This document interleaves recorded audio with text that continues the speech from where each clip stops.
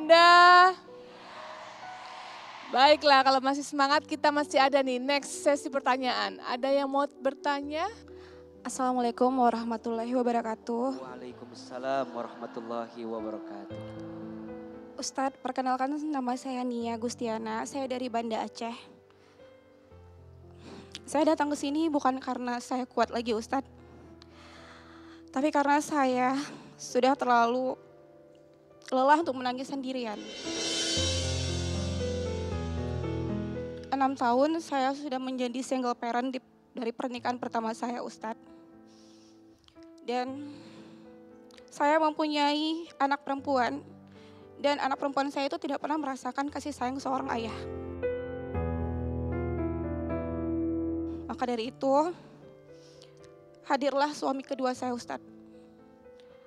Beliau berjanji akan memberikan kasih sayang yang penuh terhadap anak saya. Dan dia berjanji akan menjaga saya dan tidak membuat luka baru lagi seperti yang lama.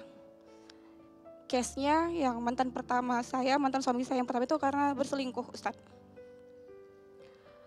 Awalnya Ustadz semua tambah baik, pernikahan saya harmonis. Saya dari Banda Aceh ikut suami kedua saya ini ke Medan Ustadz. Sering berjalan waktu suami saya itu memang sangat terbuka ya Ustadz ya. Apapun segala pekerjaan di kantor, setiap pulang ke rumah selalu menceritakan apapun itu Ustadz. Tetapi semuanya jadi berubah ketika ada rekan kerja perempuan di kantornya dan mereka satu tim. Sejak itu saya kehilangan suami saya itu sedikit demi sedikit Ustadz. Sifatnya sudah berubah, sudah tidak terlalu care sama saya.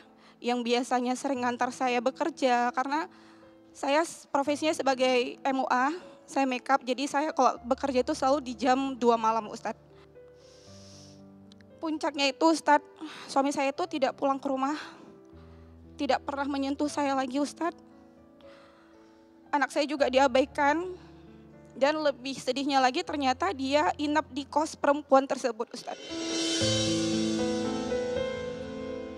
Jujur karena mungkin saya di pernikahan pertama itu saya pernah mengalami trauma Ustadz. Jadi kayak saya menyembunyikan semua cerita ini di ibu saya. Saya gak pernah cerita ke ibu saya di Banda Aceh, saya gak pernah nelpon. Saya simpan semua sendiri Ustadz. Jadi selama 2 bulan saya mencari bukti Ustadz. Mencari bukti intinya saya tuh mencari bukti dari handphonenya ketika dia tidur, Ustadz seperti itu. Dan lebih sedihnya lagi Ustadz, perempuan tersebut hamil. Pada saat itu, di tengah malam saya terima telepon dari mantan suami saya. Memang kita sekarang sudah proses perceraian ya Ustadz. Jadi mantan suami saya itu telepon saya, dia bilang, kita harus bercerai. Kenapa? Saya bertanya. Iya, saya akan mengurus perceraian kita. Ternyata dia dipaksa oleh wanita tersebut. Suami saya itu dipaksa menelpon di depan wanita itu untuk menceraikan saya Ustadz, perkara dia hamil. Kalau tidak, suami saya diancam untuk diberitahu di kantor dan di keluarga. Cuman karena mereka setelah itu terjadi hebat, akhirnya suami saya memilih pulang ke rumah saya, minta maaf dan bercerita bahwasanya dia telah berselingkuh dan telah menghamili dan ingin kandungannya Ustadz. Jadi mereka ternyata chatan lagi, bahkan lebih mesra Ustadz. Saya sebenarnya udah maafin ya Ustadz ya, cuman karena dia berulang lagi saya kayak merasa diri saya tuh apa gitu ya kurangnya Ustadz ya. Sejujurnya lagi Ustadz, selama pernikahan ini suami saya itu hobi pinjol Ustadz. Jadi yang sedihnya lagi Ustadz, 4 hari dalam pernikahan itu di masa COVID, saya ditelepon sama debt collector. Debt collector itu marahin saya gitu kayak Ustadz, terus bilang tolong bayar hutang suaminya gitu Ustadz. Jadi kayak dari awal pernikahan sampai akhir pernikahan saya udah habis banyak Ustadz dari hasil kerja saya gitu Ustadz ya. Nah ternyata ketika saya sudah memaafkan dia berkali-kali ya Ustadz ya, saya juga udah berdiskusi sama keluarga saya. Ibu saya juga bilang, mama gak mau kamu jadi janda 2 kali gitu Ustadz kan. Saya juga gak mau ya Ustadz awalnya. Tapi saya trauma saya makin berlarut Ustadz. Psikis saya sakit Ustadz di rumah itu. Selama di rumah itu saya nggak konsentrasi kerja. Saya bilang, Mama ada lagi masalah baru Ma. Suami saya nombok di kantornya sekitar 70 juta. Akhirnya ibu saya pun mengirim duit untuk melunasi hutang mantan suami saya Ustadz. Sebenarnya Ustadz, pengorbanan saya udah cukup banyak ya Ustadz. Sampai di satu titik saya tuh melabrak langsung suami saya sekamar dengan perempuan tersebut Ustadz. Kami melabrak suami saya itu dan mereka di dalam kamar. Akhirnya mertua saya yang awalnya membela saya menjadi benci sama saya Ustadz karena saya melapor ke polisi. Dan sekarang suami saya menggugat cerai saya. Bahkan dia meminta hak asuh anak jatuh ke tangannya Ustadz. Padahal udah 5 bulan suami saya gak pernah menafkahi anak saya. Jadi sekarang saya lagi berjuang untuk hak asuh anak. Apakah saya pantas Ustadz dapat perlakuan seperti ini? Saya udah bantu suami dengan hutangnya. Kenapa saya dibalas dengan pengkhianatan? Apa saya keliru mengalami makna sabar dan setia Ustadz? Bunda. Bania, ujiannya memang tidak mudah sekali. Beliau pernah berumah tangga yang pertama gagal. Kemudian beliau berumah tangga dengan yang kedua sedang dalam proses perceraian. Karena pasangan beliau tadi disampaikan banyak melakukan kezoliman kepada dia. Tidak usah mengkhawatirkan atas semua yang terjadi itu. Tinggal sekarang menatap ke depan. Dan Mbak gak ada salahnya untuk meminta cerai dari suami yang seperti itu. Kita punya hak untuk meminta sesuatu yang memang tidak baik untuk kita. Disebutkan dalam surat Al-Baqarah ayat 229. Allah Subhanahu wa taala menyampaikan jika kamu khawatir bahwa keduanya yakni suami dan istri itu tidak dapat menjalankan hukum-hukum Allah. Jadi kalau berumah tangga gak bisa menjalankan perintah Allah. Malah mohon maaf ada maksiat di dalamnya, ada dosa di dalamnya. Maka tidak ada dosa atas keduanya untuk sama-sama memilih berpisah karena ada kemaslahatan yang mereka bisa dapatkan. Bertahan dalam rasa sakit itu gak mudah loh. Bertahan karena memang kita mau memperbaiki diri. Bertahan karena memang mau ada perbaikan. Bukan karena ada sesuatu yang dipaksakan, bukan itu.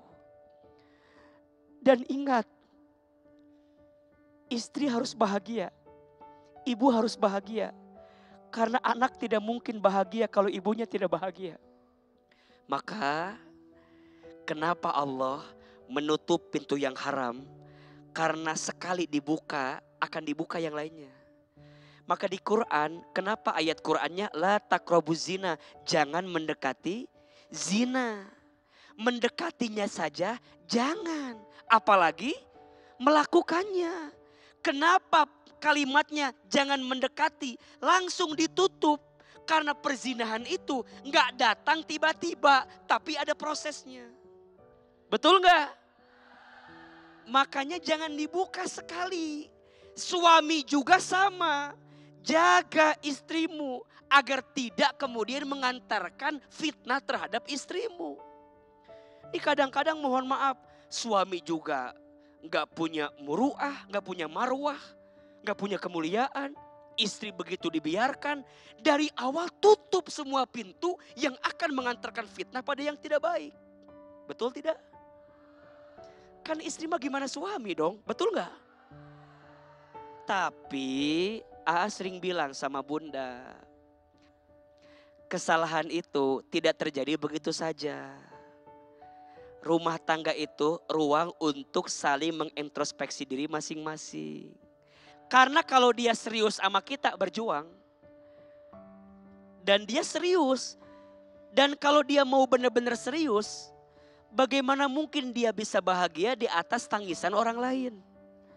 Makanya ini problemnya sangat problematik, memang agak berat ya. AA juga harus tahu dari sisi laki-lakinya seperti apa. Tapi pada akhirnya rumah tangga itu harus saling memahami satu sama lain. Tapi kalau memang harus berpisah, berpisah baik-baik walaupun pasti gak bisa baik-baik. Karena yang namanya perpisahan itu agak berat di awal. Maka lama-lama biasain aja, lepasin aja. Nanti dengan segala kebaikannya Allah berikan kebaikan. Dan gak boleh ya, kalau kita sudah berpisah udah cukup. Kesalahan pasangan kita biar jadi pelajaran. Dan kita tidak boleh juga harus kemudian membuat semua jadi panjang. Yang jadi korban siapa nanti? Anak. Semangat, sehat, dan tetap kuat menjalani hidup. Insya Allah. Masya Allah Ustadz. Cuman saya mau tanya nih Ustadz. Kan maaf ya, ibu ini kan 2 kali menikah. Dan qadarullah dengan kondisi yang sama diselingkuhin. Nah mungkin ada gak Ustadz kiat-kiatnya nih, doa apa nih untuk kedepannya supaya mendapatkan jodoh yang tidak sama lagi gitu Ustadz? Iya, yang pertama pentingnya memilah dan memilih siapa calon pasangan kita. Sering AA sampaikan, menikah dengan orang yang salah lebih parah daripada menunda pernikahan. Karena sakitnya, karena traumanya itu gak mudah.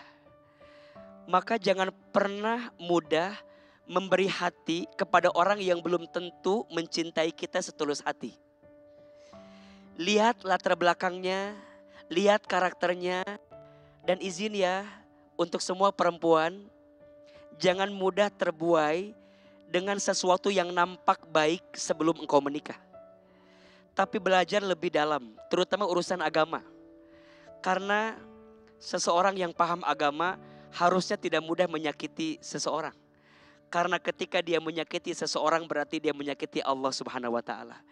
Dia sangat berhati-hati untuk menyakiti siapapun. Yang kedua, kita harus punya iman ilmu yang kuat.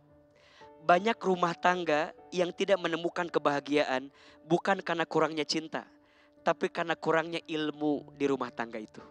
Semoga semua yang pernah merasakan kegagalan, Allah siapkan banyak kebahagiaan. Amin ya rabbal alamin. Jadi ketika dia itu nonaktifkan handphonenya, terus memblokir nomor WA saya kayak berfirasat aja dia tuh lagi di kamar sama cewek. Dan langsung saya tuh kayak punya insting juga lokasinya. Dan itu bahkan saya gerebeknya setelah kami berziarah ke makam anak pertama dari kami berdua. Jadi di situ di tanggal saya gerebek itu tepat di tanggal umur anak saya tuh 4 tahun. Saat gerebek dia tuh mungkin karena dia udah merasa udah menceraikan saya di depan ibu, jadi dia merasa saya tuh nggak ada hak gitu untuk kayak yang ngapain kemari.